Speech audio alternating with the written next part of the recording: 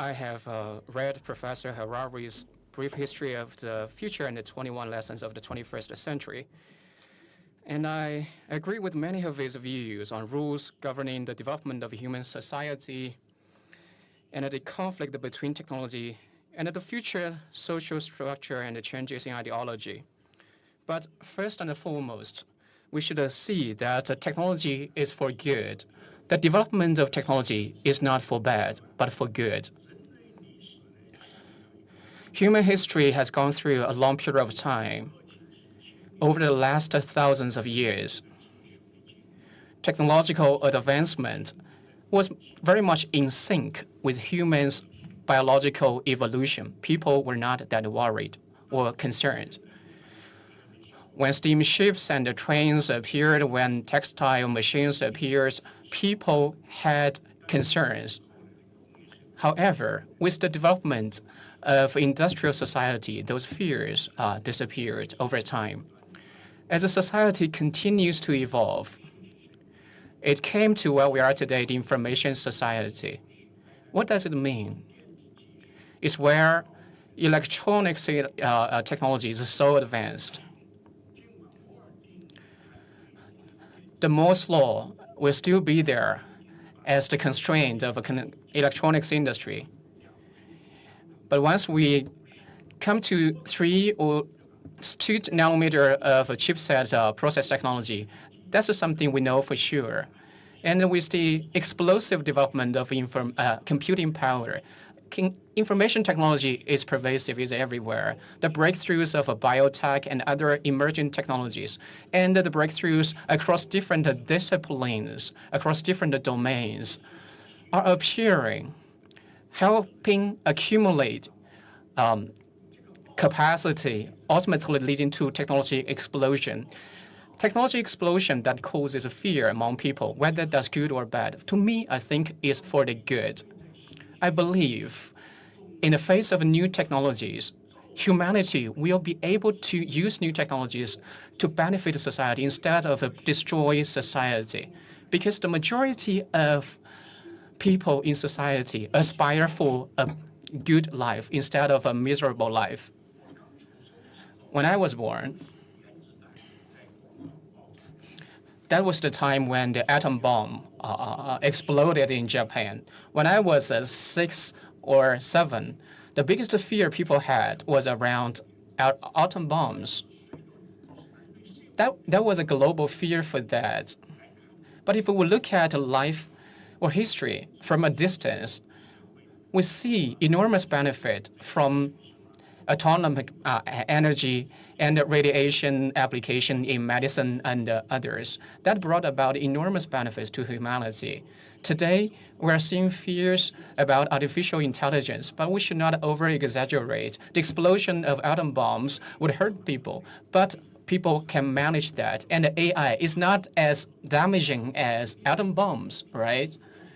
And for Huawei, our research is the so-called weak AI. There are boundaries, there are constraints, there are enabling data sets to enable that. And using things like autonomous driving, unmanned mining, biomedicine, and other domains, there are clear boundaries in terms of where AI can be applied. With more advancement of AI, it can enormously create a total wealth. And people are saying many people would lose their jobs as total wealth is being created. And that is a societal issue that needs to be addressed. But you'd better have more total wealth than less. Today, in society we live in, no matter it's poor people or rich people, the absolute amount of total wealth is much more than what we had decades ago. And of course, rich-poor divide is bigger. That does not mean you still have many people below the absolute poverty line. To address the widening income gap, that's a social issue, not a technical issue. A huge number of really interesting issues, and I want to focus on 2 of them and ask Professor Harari to respond.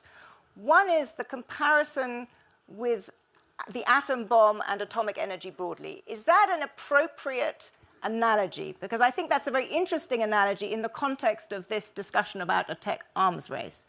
And secondly, I'm sure everybody in this room Mr. Ren would agree that there are huge benefits to be had from technology. I'm sure Professor Harari would agree of that too. But do you think that there is something, and I'm back to asking you again, Professor Harari, fundamentally different about the nature of AI and biotech, which means that it is significantly more dangerous than previous technological breakthroughs? Yeah, I mean, the comparison with the atom bomb is important. It teaches us that when humanity recognizes a common threat, then it can unite, even in the midst of a Cold War, to lay down rules and prevent the worst, which is what happened in the Cold War. The problem with AI compared with atomic weapons is that the danger is not so obvious, and at least for some actors, they see an enormous benefit from using it. With the atom bomb, the great thing was that everybody knows when you use it, it's the end of the world. You can't win a nuclear war, an all-out nuclear war. But many people think, and I think with some good reason, that you can win an AI arms race. And that's very dangerous, because then the temptation to win the race and dominate the world is much bigger. So that's... I'm going to really put you on the spot there. Do you think that is a mindset more in Washington or in Beijing? I would say Beijing and San Francisco. I think in Washington, they don't fully understand the implications of what is happening. I think at present, the race is really between Beijing and San Francisco. But San Francisco is getting closer to Washington because they need the backing of the government on this. So it's not completely separate. So that was the one question. Just what was the... The second question was about AI, but you've answered it broadly, and I actually want to go back to Mr. Ren to respond to that, because do you... you are clearly the target of much American concern. Given what we've just been talking about, do you understand why the Americans are so concerned? Is it a reasonable concern to have that China, an authoritarian regime, should be at the cutting edge of technologies that can, as Professor Harari said, possibly shape future societies and individual freedom? Is it a reasonable concern for them to have?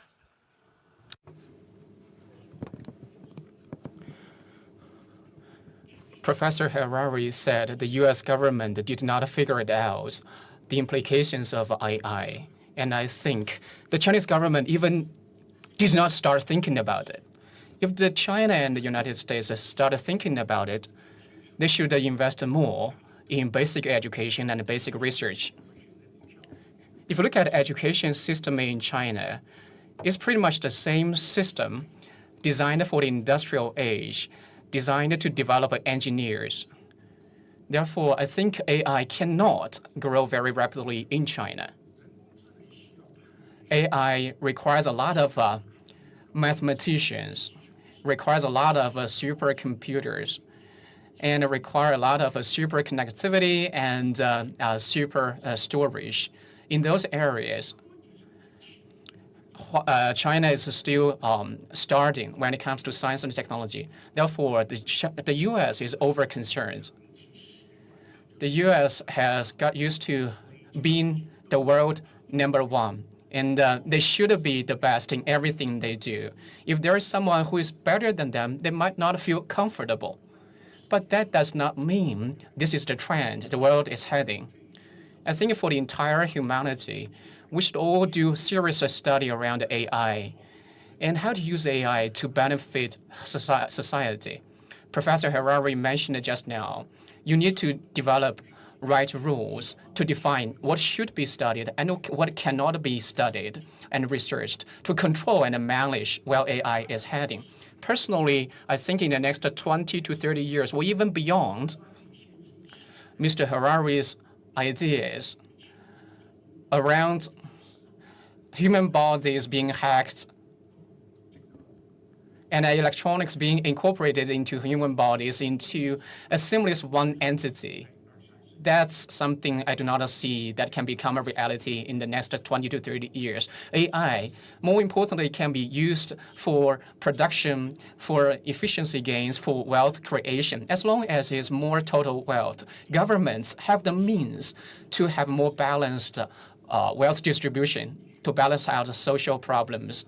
I recently published an article in The Economist. I also cited and also wrote about electronics chipset and their combination with biotech and what would it mean. And that line was deleted by The Economist. Maybe that's too controversial to them. And when they referred the article back to me, I agreed to take that down. I know I'm giving them a hard problem. Let me follow up, though, by asking, the US may not understand, and the US, in your view, may overrate what it sees as the threats from China. But what are the consequences of this current tech arms race? And what are the consequences of the US blacklisting of Huawei? Are we seeing the world shift into two tech ecosystems? Is that what's going to happen?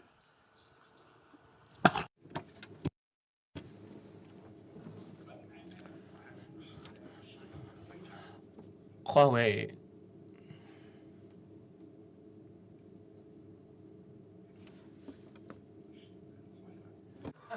It's working.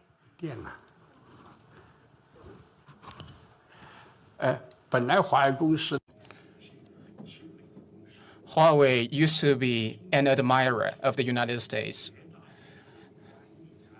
Huawei is quite successful today, largely because we learned from the US for the most part of our management system. Since day one of Huawei, we hired dozens of American consulting firms teaching us how to manage our business operations.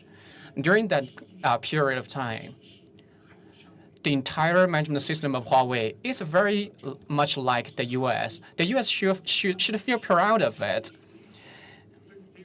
They have the US management systems being exported and implemented extensively at Huawei, contributing to Huawei's development. From that perspective, I think the US should not be over concerned about Huawei and Huawei's position in the world.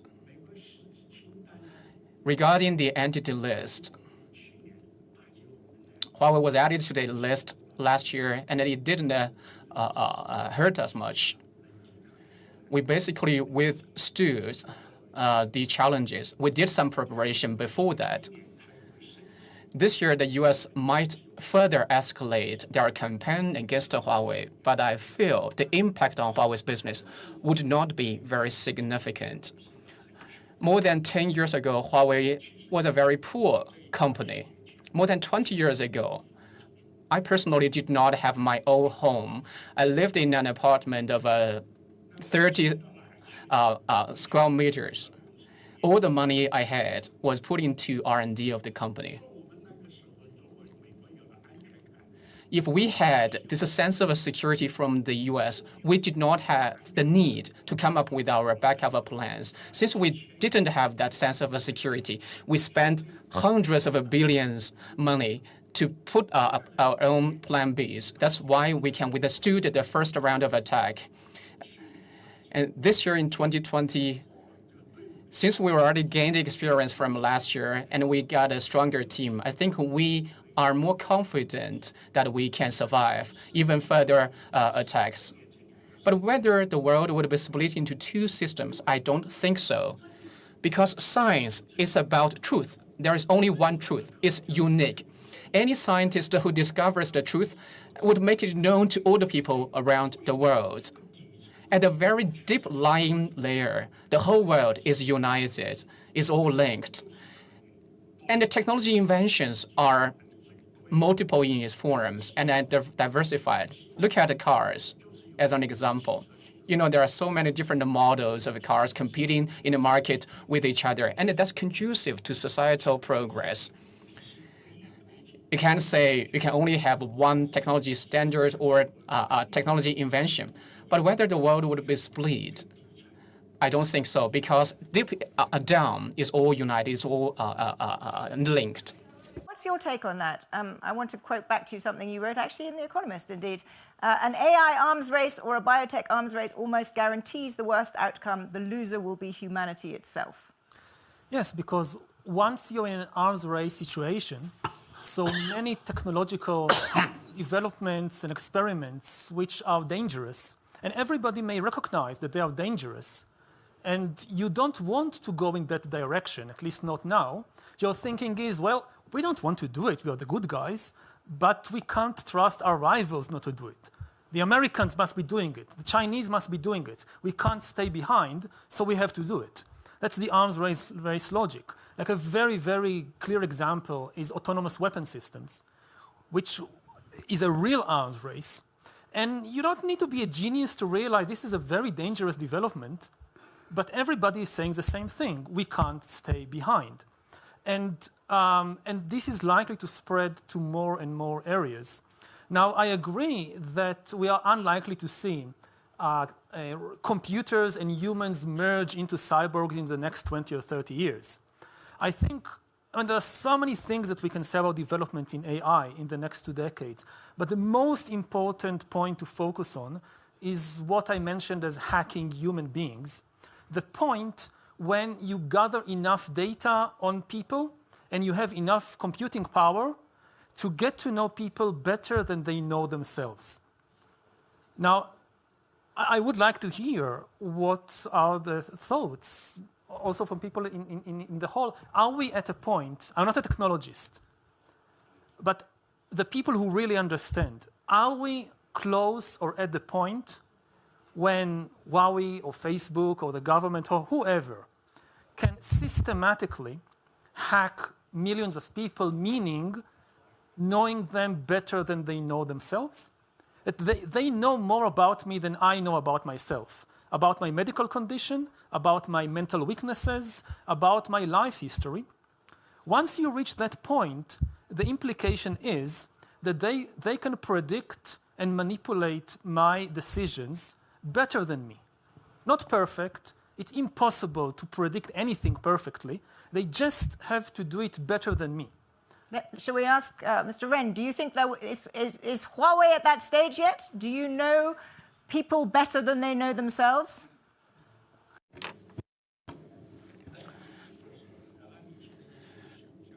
What Mr. Harari perceived about the future of science and technology, we are not sure whether that can become a reality. And we do not rule out that possibility at this point of time. As society, as businesses, we need to understand deeply companies, for example, for mine, whether it can be 100% powered by AI and robotics. It can be done, and our technology has already been able to do that with remote control over thousands of kilometers. And if the mines are located in high altitude frozen regions, the value is significant to improve production output. And in some of the mines in Brazil, they can use this AI-powered ways of production. It can be done. And that requires very in-depth understanding of those companies in order to make technology work. And it's not just about Huawei as a technology provider. It's primarily the industry experts working on mining and electronics experts coming together. Then we can deliver relevant solutions. That's the same story for remote health as well.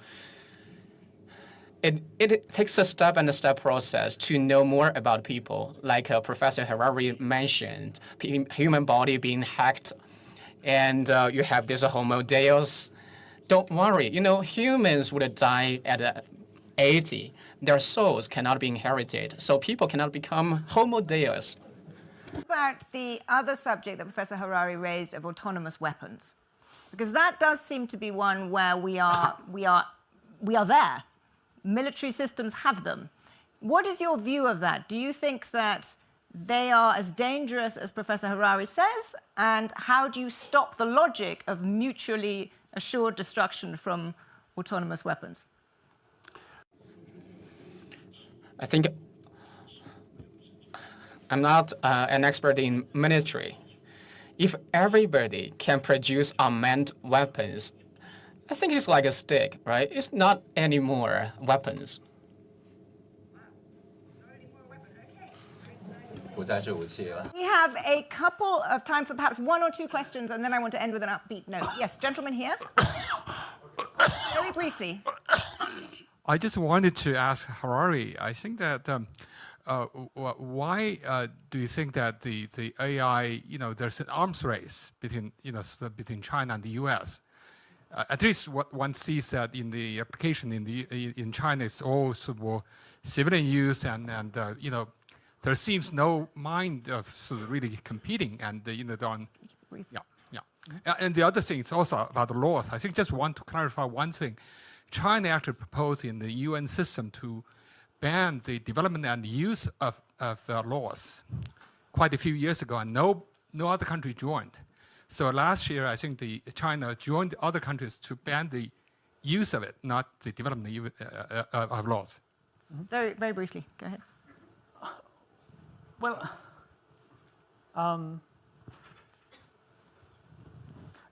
can you just remind me again the first question? No, whether there is an arms race or not. Yeah. Whether there is by arms race, I don't mean necessarily developing weapons.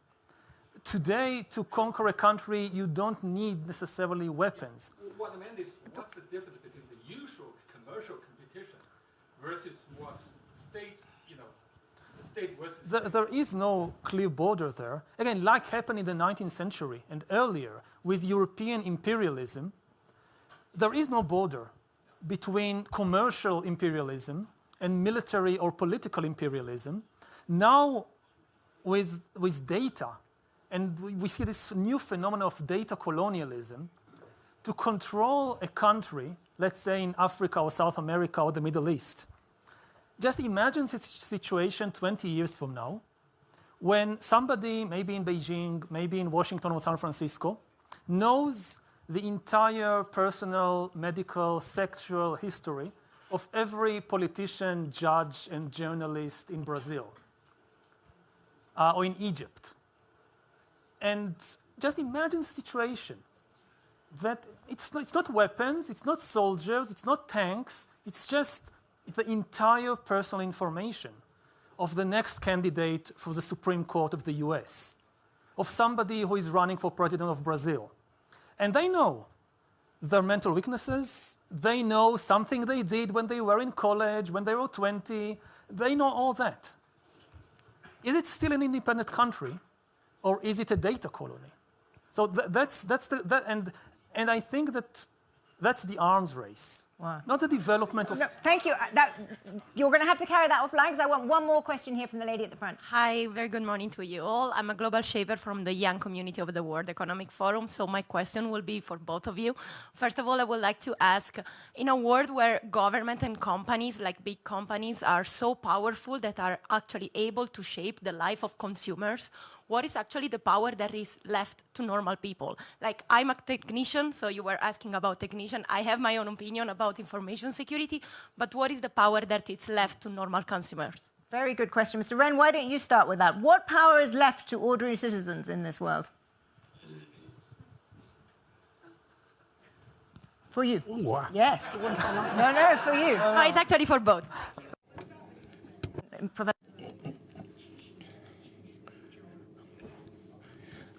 Technology makes communication much easier. People have a deeper understanding about the things around them. People are getting smarter, and that pace is picking up. Just like us, when we read textbooks in primary school, we cannot fully understand, and we cannot imagine, wow, this is for primary school students. And many of the things we used to study in universities already are being studied in middle schools today. I think humanity is progressing in society, and it should be the people to master the knowledge and the technology. And the people mastering different skills will find different jobs. I think people have this initiative that they can take. People would not be enslaved. Giving individual people more agency and more power. Yes, indeed. I think that technology can work both ways, both to limit and to enhance individual abilities or agency. And what individuals can do, especially technicians, especially engineers, is to design different technology. For instance, now a lot of effort is about building surveillance tools that survey individuals in the service of corporations and governments. But some of us, can decide to just build an opposite kind of technology. The technology is neutral on this. You can design a tool that surveys the government and the big corporations in the service of individuals. If they like surveillance so much, then they wouldn't mind if the citizens survey them. For instance, you're an engineer, build an AI tool that surveys government corruption. You build an antivirus for the computer, you can build an antivirus for the mind that alerts you when somebody is trying to hack you or to manipulate you. So that's up to you. That is we've run out of time. I apologize, but that is an appropriately upbeat place to end on. Create tools that can empower the individual in this. Thank you both very much for a fascinating conversation.